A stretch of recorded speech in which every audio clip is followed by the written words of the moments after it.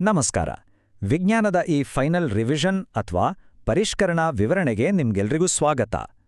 ಮುಂಬರುವ ಪರೀಕ್ಷೆಗೆ ಮುನ್ನ ರಾಸಾಯನಿಕ ಕ್ರಿಯೆಗಳು ಮತ್ತು ಸಮೀಕರಣಗಳ ಬಗ್ಗೆ ಇರುವ ಗೊಂದಲಗಳನ್ನೆಲ್ಲ ಕ್ಲಿಯರ್ ಮಾಡ್ಕೊಳ್ಳಲು ಇದೊಂದು ಪರ್ಫೆಕ್ಟ್ ಅವಕಾಶ. ಇದೇನೋ ಬೋರಿಂಗ್ ಪಠ್ಯಪುಸ್ತಕದ ಓದು ಅಂತ ಅಂದ್ಕೊಳ್ಬೇಡಿ. ಬದಲಾಗಿ ಸಂಕೀರ್ಣವಾದ ಕಾನ್ಸೆಪ್ಟ್ಸ್ಗಳನ್ನ ತುಂಬಾನೇ ಸುಲಭವಾಗಿ ಅರ್ಥ ಮಾಡ್ಕೊಳ್ಳುವ ಒಂದು ಮಜಾವಾದ ಜರ್ನಿ ಇದು. ಬನ್ನಿ ಶುರು ಮಾಡೋಣ. ಇವತ್ತು ನಾವು ಏನೇನು ಕಲಿಯಲಿದ್ದೇವೆ ಅಂತ ಫಟಾಫಟ್ ನೋಡ್ಬಿಡೋಣ. 1. ರಾಸಾಯನಿಕ ಬದಲಾವಣೆಗಳನ್ನು ಗುರುತಿಸುವುದು. 2. ಪ್ರತಿವರ್ತಕಗಳು ಮತ್ತು ಉತ್ಪನ್ನಗಳು. 3. ರಾಶಿಯ ಸಂರಕ್ಷಣಾ ನಿಯಮ. 4. ಸಮೀಕರಣಗಳನ್ನು ಸರಿದೂಗಿಸುವುದು. ಮತ್ತು ಕೊನೆಯದಾಗಿ 5. ಸಂಯೋಗ ಕ್ರಿಯೆಗಳು. ಸರಿ, ನಮ್ಮ ಮೊದಲನೇ ಟಾಪಿಕ್ ಕಡೆಗೆ ಬರೋಣ.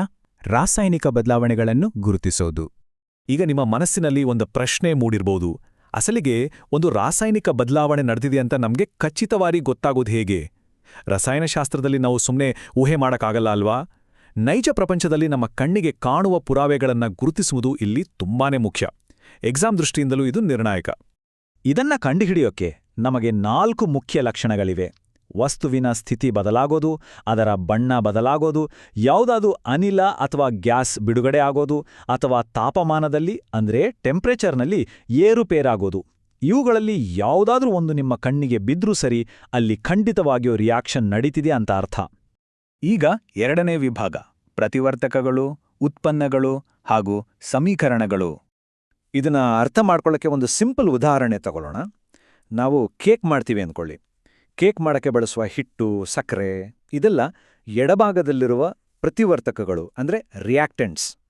ಅದನ್ನೆಲ್ಲ ಬೇಕ್ ಮಾಡಾದ್ಮೇಲೆ ಬರುವ ಹೊಸ ರುಚಿಯಾದ ಕೇಕ್ ಇದೆಯಲ್ಲ, ಅದುವೇ ಬಲಭಾಗದಲ್ಲಿರುವ ಉತ್ಪನ್ನ ಅಥವಾ ಪ್ರಾಡಕ್ಟ್. ಅಂದರೆ ಆರಂಭದಲ್ಲಿದ್ದದ್ದು ಪ್ರತಿವರ್ತಕ, ಕೊನೆಯಲ್ಲಿ ಸಿಗೋದು ಉತ್ಪನ್ನ.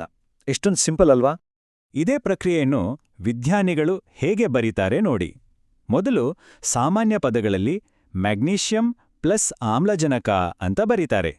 ಆಮೇಲೆ ಅದನ್ನೇ ನಿಖರವಾದ ಸಂಕೇತಗಳಲ್ಲಿ Mg ಪ್ಲಸ್ O2 ಅಂತ ಬರ್ದು ಫೈನಲ್ ಆಗಿ MgO ಅಂತ ತೋರಿಸ್ತಾರೆ. ಇದು ರಸಾಯನಶಾಸ್ತ್ರದ ಭಾಷೆ. ಈ ಸಮೀಕರಣಗಳಿಗೆ ಜೀವ ತುಂಬೋಕೆ ವಿಜ್ಞಾನಿಗಳು ಸಣ್ಣ ಸಣ್ಣ ಇಂಗ್ಲಿಷ್ ಅಕ್ಷರಗಳನ್ನ ಆವರಣದಲ್ಲಿ ಸೇರಿಸ್ತಾರೆ. ಘನವಸ್ತುಗಳಿಗೆ ಎಸ್, ದ್ರವಕ್ಕೆ ಎಲ್, ಅನಿಲಕ್ಕೆ ಜಿ ಮತ್ತು ನೀರಿನಲ್ಲಿ ಕರಗಿದ್ರೆ AQ ಅಂದ್ರೆ ಜಲೀಯ ಅಂತ ಬರೀತಾರೆ. ಇದರಿಂದ ನಮಗೆ ಕೇವಲ ವಸ್ತು ಯಾವುದು ಅಂತ ಅಷ್ಟೇ ಅಲ್ಲ, ಅದು ಯಾವ ಸ್ಥಿತಿಯಲ್ಲಿದೆ ಅನ್ನೋದು ಕೂಡ ಪಕ್ಕಾ ಗೊತ್ತಾಡುತ್ತೆ. ಈಗ ನಮ್ಮ 3ನೇ ಟಾಪಿಕ್, ರಾಶಿಯ ಸಂರಕ್ಷಣಾ ನಿಯಮ. ಇದನ್ನು ನಾವು ಬ್ರಹ್ಮಾಂಡದ ಸುವರ್ಣ ನಿಯಮ ಅಂತಾನೇ ಕರಿಬೋದು. ಇದರ ಅರ್ಥ ಇಷ್ಟೇ: ಒಂದು ರಾಸಾಯನಿಕ ಕ್ರಿಯೆಯಲ್ಲಿ ನಾವು ಹೊಸದಾಗಿ ಯಾವುದೇ ರಾಶಿಯನ್ನ ಅಂದ್ರೆ ಮಾಸನ್ನು ಸೃಷ್ಟಿ ಮಾಡೋಕೂ ಆಗಲ್ಲ, ಹಾಗೆ ನಾಶ ಮಾಡೋಕೂ ಆಗಲ್ಲ. ಎಷ್ಟು ವಸ್ತು ರಿಯಾಕ್ಷನ್ ಒಳಗೋಗುತ್ತೋ ಅಷ್ಟೇ ವಸ್ತು ಆಚೆ ಬರಬೇಕು. ಮ್ಯಾಜಿಕ್ ತರಹ ಏನೂ ಮಾಯ ಆಗಲ್ಲ.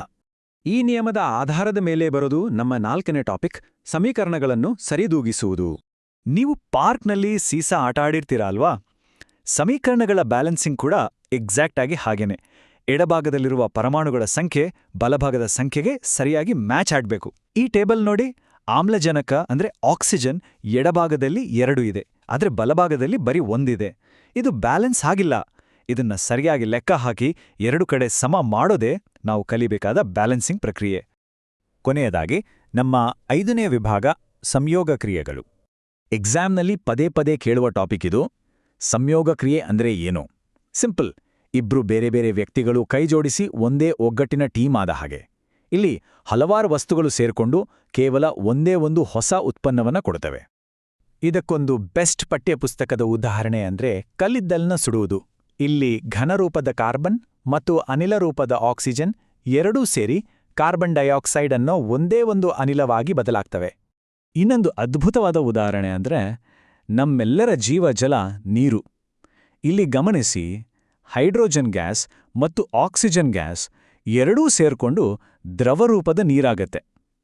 ಎರಡೂ ವಿಭಿನ್ನ ಅನಿಲಗಳು ಸೇರಿ ಒಂದು ದ್ರವ ಆಗುವ ಎಂತಹ ಸುಂದರವಾದ ಸಂಯೋಗ ಅಲ್ವೇ?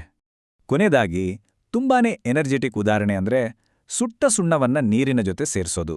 ಕ್ಯಾಲ್ಷಿಯಂ ಆಕ್ಸೈಡ್ ನೀರ್ ಜೊತೆ ರಿಯಾಕ್ಟ್ ಆದಾಗ ಅದು ಅರಳಿದ ಸುಣ್ಣವಾಗಿ ಬದಲಾಗತ್ತೆ. ಈ ಪ್ರಕ್ರಿಯೆಯಲ್ಲಿ ಗಮನಿಸಬೇಕಾದ ದೊಡ್ಡ ವಿಷಯ ಏನಂದ್ರೆ ಭಾರಿ ಪ್ರಮಾಣದ ಶಾಖ ಬಿಡುಗಡೆ ಆಗುತ್ತೆ. ಇದು ತುಂಬಾನೇ ಪವರ್ಫುಲ್ ಆದ ಕಾಂಬಿನೇಷನ್. ಸೋ ಈಗ ಈ ಎಲ್ಲ ಕಾನ್ಸೆಪ್ಟ್ಸನ್ನ ಕ್ಲಾಸ್ ರೂಮ್ನಿಂದ ಆಚೆ ತರೋಣ. ನಮ್ಮ ನೈಜ ಪ್ರಪಂಚದಲ್ಲಿ ಪ್ರತಿಯೊಂದು ಸೆಕೆಂಡಿನಲ್ಲೂ ಅದ್ಭುತವಾದ ರಸಾಯನಶಾಸ್ತ್ರ ನಡೀತಾನೇ ಇರುತ್ತೆ. ನಾವು ಉಸಿರಾಡೋದ್ರಿಂದ ಹಿಡಿದು ಗಾಡಿಗಳ ಓಡೋದವರೆಗೆ ಎಲ್ಲವೂ ಕೆಮಿಕಲ್ ರಿಯಾಕ್ಷನ್ಸ್. ಈ ಪರಿಷ್ಕರಣಾ ವಿವರಣೆ ನಿಮಗೆ ಎಕ್ಸಾಮ್ಗೆ ಒಳ್ಳೆ ಕಾನ್ಫಿಡೆನ್ಸ್ ಕೊಟ್ಟಿದೆ ಅಂತ ನಂಬಿದ್ದೀನಿ. ಹಾಗಾದ್ರೆ ನಿಮ್ಮ ಸುತ್ತಲೂ ಈಗ ನಡೀತಿರುವ ಒಂದು ರಾಸಾಯನಿಕ ಕ್ರಿಯೆ ಯಾವುದು ಅಂತ ಯೋಚಿಸ್ತಾ ಇರಿ. ವಿಜ್ಞಾನದ ಈ ಮಜವಾದ ಕಲಿಕೆ ಹೀಗೇ ಮುಂದುವರಿಯಲಿ. ನಿಮ್ಮ ಮುಂಬರುವ ಪರೀಕ್ಷೆಗಳಿಗೆ ಆಲ್ ದ ಬೆಸ್ಟ್.